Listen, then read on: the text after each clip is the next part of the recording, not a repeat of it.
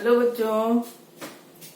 देखो बच्चों, कक्षा 10 के जो पाठ्यक्रम में तुम्हारा पाठ्यक्रम से जो पेपर आता है हिंदी कोर्स बी का, उसमें 4 खंड आते हैं, क, ख, ग और घ, है ना। तो क खंड में तो तुम्हारा अपठित होता है और ख खंड में व्यावहारिक व्याकरण और गा खंड में तुम्हारी पाठ्य पुस्तक और पूरक पुस्तक, दोनों पुस्तकें आ जाती हैं। इसके बाद तुम्हारा आता है खंड घा। खंड घा में तुम्हें क्या क्या लिखना पड़ता है? एक तो पत्र लेखन, संवाद लेखन, है ना, और विज्ञापन लेखन, सूचना लेखन। बच्चों, संवाद लेखन, पत्र लेखन, सूचना लेखन, अनुच्छेद लेखन है। तो अनुच्छेद लेखन भी तुम पहले कर चुके हो, तुम्हें आता है। केवल सूचना लेखन तुम्हारे लिए नया है, किंतु मैं फिर तुम्हें बताऊंगी क्योंकि तुम्हारे पाठ्यक्रम में है। देखो, अनुच्छेद लेखन, अनुच्छेद क्या होता है? जैसे इंग्लिश में पैराग्राफ राइटिंग होती है ना, वैसे ही हिंदी में अनुच्छेद लेखन होता है। बच्चों, जैसे उसमें ऐसे लिखा जाता है इंग्लिश में, और वैसे ही हिंदी में निबंध लिखा जाता है, लेकिन निबंध और अनुच्छेद में अंतर होता है। निबंध तो आप 4-5 पन्नों का भी लिख सकते हो, कितना भी विस्तार कर सकते हो, है ना, क्योंकि नि प्लस बंध, एक जो बंधी हुई जो लेख होता है, बंधा हुआ है, वो लेख कहलाता है निबंध। लेकिन अनुच्छेद में देखो, तुम्हें गागर में सागर भरना पड़ता है। कम समय में, कम शब्दों में तुम्हें पूरी बात समझानी होती है। तो उसमें देखो, तुम्हें ये शब्द सीमा भी दी होती है कि 80 से 100 शब्दों में एक अनुच्छेद लिखो। और अनुच्छेद का जो टॉपिक होता है, जो विषय होता है, सबसे अच्छी बात है कि संकेत बिंदु दिए होते हैं, आधी समस्या हल हो जाती है। संकेत बिंदु जो दिए होते हैं, उससे तुम्हारी आधी समस्या हल हो गई है। तो उन्हीं संकेत बिंदुओं पर अब मैं तुम्हें आज बता रही हूँ कि अनुच्छेद लेखन करते समय तुम किन किन बिंदुओं का ध्यान रखो। कुछ स्मरणीय बिंदु हैं जिनको अगर तुम ध्यान रखते हो तो तुम्हारे 6 नंबर पक्के, 6 नंबर का आता है ना। तो अनुच्छेद लिखने के लिए अब तुम देखो कौन कौन सी बातें ध्यान रखनी चाहिए।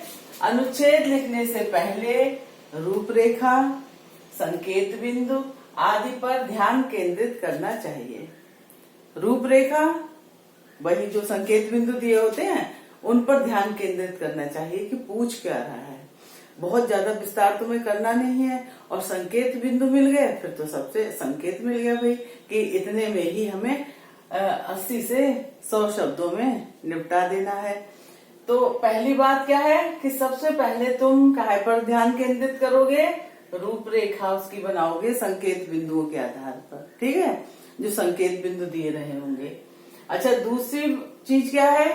भाषा जो है, भाषा पर विशेष ध्यान देना, क्योंकि ये रचना कौशल है ना तुम्हारा, भाषा कौशल तुम्हारा देखा जाएगा इसमें, है ना, लेखन कौशल देखा जाएगा। तो भाषा सहज, सरल, सुग्राह्य है। सुग्राह्य मतलब जो आसानी से ग्रहण करने योग्य हो, है ना, बहुत ज्यादा पाठक को पढ़ने में मुश्किल ना आए, किंतु प्रभावशाली है।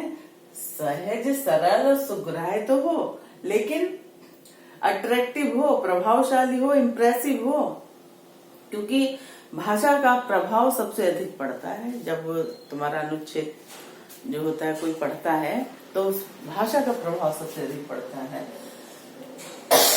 अब देखो, शब्द सीमा 80 से 100 को ध्यान में रखकर अनावश्यक विस्तार से बचना चाहिए। वो बात मैं तुम्हें पहले बता चुकी कि जो तुम्हें लिमिट दी हुई है ना, शब्दों की वर्ड लिमिट जो दी हुई होती है, उस पर ध्यान रखना पड़ता है।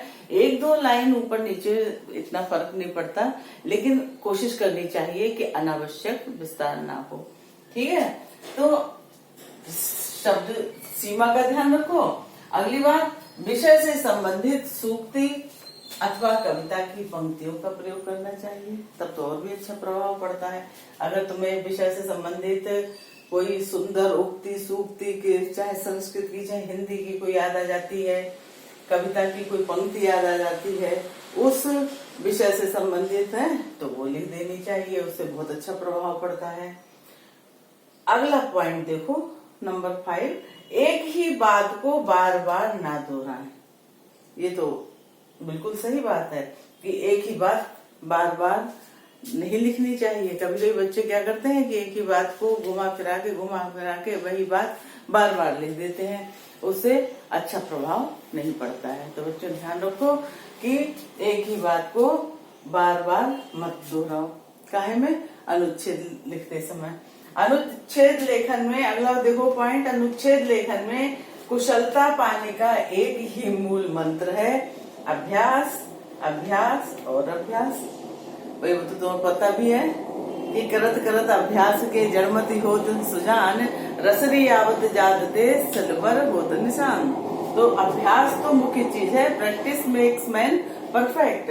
अभ्यास तो किसी भी चीज का, अनुच्छेद लेखन ही क्या, तुम्हारे यहाँ जो भी और कुछ पढ़ाई है, जो लिखने को आता है, उसका अभ्यास ही तो मेन बात है। तो सबसे बड़ी बात है कि अनुच्छेद लेखन में कुशलता पाने का एक ही मूल मंत्र है, अभ्यास, अभ्यास और अभ्यास। अभ्यास करो, अपनी कॉपियां भर डालो। इस समय तो तुम्हें खूब टाइम मिल रहा है ना? कोई समस्या नहीं है कि स्कूल में 6 घंटे खराब हो गए, कि ये वो जैसे तुम लोग कहते हो कि फिर ट्यूशन गए, फिर उसमें समय खराब हो गया। समय ही समय है, और बच्चों तुम जितना अभ्यास करोगे, जितनी प्रैक्टिस करोगे, जितनी कॉपियां भर डालोगे, उतना ही तुम्हारा हो जाएगा और अनुच्छेद में तुम्हारे पूरे नंबर आ जाएंगे। मतलब हिंदी में तुम्हारे पूरे नंबर आ जाएंगे। ऐसा नहीं है कि हिंदी में पूरे नंबर नहीं मिलते हैं।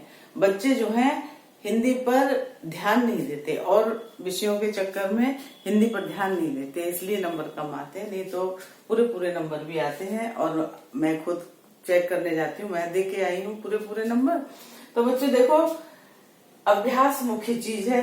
अब मैं तुम्हें ये सारे पॉइंट्स तुम्हें ध्यान रहेंगे कि अनुच्छेद लिखने से पहले रूपरेखा, संकेत, बिंदु आदि पर ध्यान केंद्रित करो। भाषा सहज, सरल, सुग्राह्य किंतु प्रभावशाली होनी चाहिए। शब्द सीमा 80 से 100 को ध्यान में रखना चाहिए, है ना?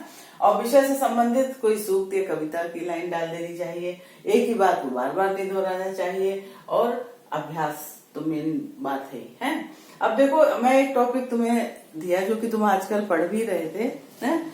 वो मैंने दिया तुम्हें विषय, एक अनुच्छेद लेखन के लिए विषय कि वही मनुष्य है कि जो मनुष्य के लिए मरे। कभी कभी सूक्ति दे देते हैं कि करत करत अभ्यास के जड़मति हो सुजान, एक लाइन दे दी, है ना? ऐसे एक लाइन दे देते हैं और उस पर लिखने के लिए कह देते हैं कि मन के हारे हार है, मन के जीते जीत। तो उस पर अनुच्छेद लिखने को आ जाता है। तो अब देखो, वही मनुष्य है कि जो मनुष्य के लिए मरे। संकेत बिंदु दिए, सूक्ति का अर्थ, मनुष्यता की परिभाषा, महापुरुषों के उदाहरण। बहुत ही सरल है, बहुत सिंपल है। तुम इस सूक्ति का अर्थ तो जानते हो कि पहले इसको समझाओ कि मनुष्य, वास्तव में मनुष्य वही है जो दूसरे लोगों के लिए मरता है, जो परोपकार करता है। ये सूक्ति का अर्थ हो गया। अब मनुष्यता की परिभाषा बताओ। मनुष्यता की परिभाषा क्या है कि जो, अब मनुष्यता की परिभाषा एक तरह से देखा जाए तो इस लाइन में ही आ गई कि वही मनुष्य है कि जो मनुष्य के लिए मरे। लेकिन मनुष्यता की परिभाषा तुम्हें पूरी बताना पड़ेगी कि जो उदार है, जो परोपकार करते हैं, जो घमंड नहीं करते हैं, है ना? तो ऐसे लोग जो है वो सच्चे और जो दानी होते हैं। तुमने दानी का भी तो उसमें उदाहरण पढ़ा।